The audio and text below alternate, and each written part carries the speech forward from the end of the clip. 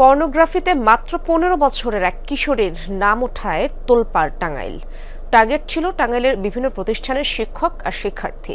ছবি এডিট করে নগ্ন ভিডিও বানিয়ে ব্ল্যাকমেইল করে টাকা আদায় করা হতো। গ্রেপ্তারের পর রীতিমতো বিস্মিত পুলিশ। অভিভাবকদের সচেতন থাকার আহ্বান জানানো হয়েছে। দীর্ঘদিন ধরেই ভুয়াপুরের বেশ কিছু প্রতিষ্ঠানের শিক্ষক শিক্ষার্থীরা পাচ্ছিলেন এমন আপত্তিকর মেসেজ, শিকার হচ্ছিলেন ব্ল্যাকমেইলের। ভুক্তভোগীরা জানালেন, বিভিন্ন গ্রুপ থেকে ফেসবুক মেসেঞ্জারে প্রথমে আসতো নক, পাঠানো হতো এডিটেড ছবির নগ্ন ভিডিও, এরপর ভয়ভীতি দেখিয়ে টাকা দাবি। জানা যাচ্ছিল না তারা আসলে কারা। যারা ভুক্তভোগী তারা তো এসএসসি পরীক্ষার্থী মেয়েরা এবং কিছু টিচার, এদেরকে নিয়ে ছবি নিয়ে ভিডিও বানানো হয়েছে আর কি, পর্নোগ্রাফি ভিডিও। আমার মেয়ে আমাকে হুমকি দেয় যে মা, এইগুলো যদি মানুষ আমার গ্রুপে যদি দেওয়া হয় আমি কিন্তু সুইসাইড করবো, তুমি যদি এগুলো বের করতে না পারো আমি কিন্তু মুখ দেখাইতে পারবো না। বিষয়টি জানার পর প্রতিকারের চেষ্টা করেন এক মানবাধিকার কর্মী, তাকেও দেওয়া হয় হুমকি ধামকি।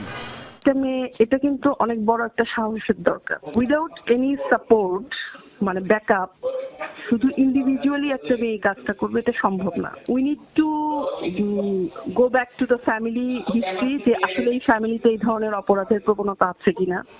পরে পুলিশের দ্বারস্থ হন ভুক্তভোগীরা। যোগাযোগ করা হয় গুগল, ফেসবুক কর্তৃপক্ষের সাথে। তদন্তে বেরিয়ে আসে আইডি ব্যবহারকারীর পরিচয়। তাতে বিস্মিত পুলিশ। অভিযুক্ত মাত্র ১৫ বছর বয়সী এক কিশোরী। গেল ২০ জানুয়ারি তাকে গ্রেফতার করা হয়। যে মেয়ে তাদের বিরুদ্ধে কথা বলে তাদেরই বলতেছে যে আমি ডাউনলোড দিতেছি, তোরটা কালকে আসতেছে। তার মোবাইল, ডিবি, যত কিছু আছে, ল্যাপটপ, সবকিছু আমরা জব্দ করে নিয়ে আসি। এসে এক পর্যায়ে আমরা পরীক্ষা নিরীক্ষা করে দেখতে পাই যে এই মেয়ে এগুলা করতেছে। একজন কিশোরীর এত বড় অপরাধে জড়িয়ে পড়ায় হতবাক সাধারণ মানুষ। তারা বলছেন, অল্প বয়সীদের হাতে স্মার্টফোন তুলে দেয় বাড়ছে ঝুঁকি। সচেতন থাকতে হবে অভিভাবকদের। শিক্ষক ফ্যামিলির আর কি মেয়ে, আর মেয়ের বয়স আনুমানিক ১৫ বছর। এত অল্প বয়সে একটা মেয়ে এই ধরনের একটা নিন্দনীয় কাজের সাথে সম্পৃক্ত, এটা আসলে মেনে নেওয়ার মতো না। সে যে জায়গায় থাকে সেই জায়গায় প্রযুক্তি কতটা অত্যাধুনিক, এটাও একটা ব্যাপার। মানুষের জন্য অনেক ক্ষতিকর, এটা তো ঠিক না। এদের শাস্তিমূলক ব্যবস্থা করা দরকার। এরই মধ্যে আদালতের মাধ্যমে কারাগারে পাঠানো হয়েছে অভিযুক্তকে। ওবায়দুর রহমান, যমুনা নিউজ।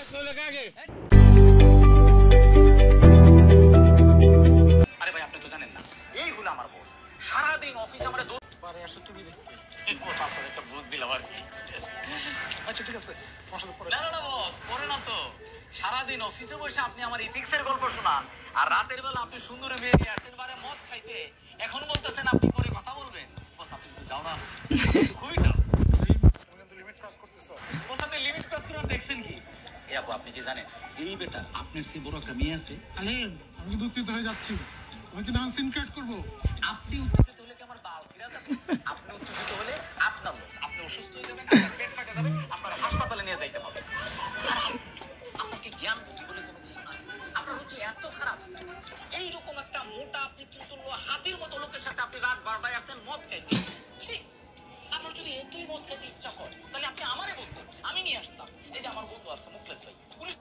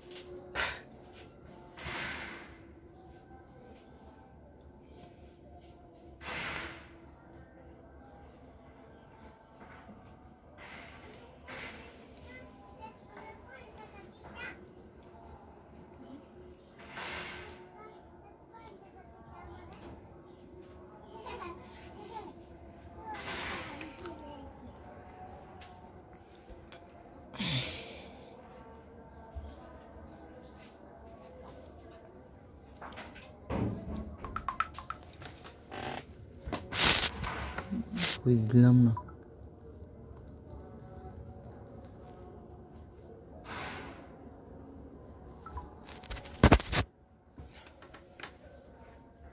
পুলিশের চাকরি করে আমরা দুইজনে নিয়ে আসতাম। আরে আপনি মাতালের দেখছেন কি? উপর রাখে নীতি কথা আর রাতের বেলায় সুন্দরী লেডি নিয়ে আসতে মদ খাইতে আমরা বলে দিই কিসের মিটিং আমরা জানি না। আর এখন বলতেছে আমি মাতামি করতেছি। মাতামি সে জানে কি? আপনি একটা খারাপ লোক, আপনি একটা লুচ্চা, আমার বউ বাচ্চা আছে ঘরের মধ্যে আর আপনি একটা আসছে মদ খাইতে।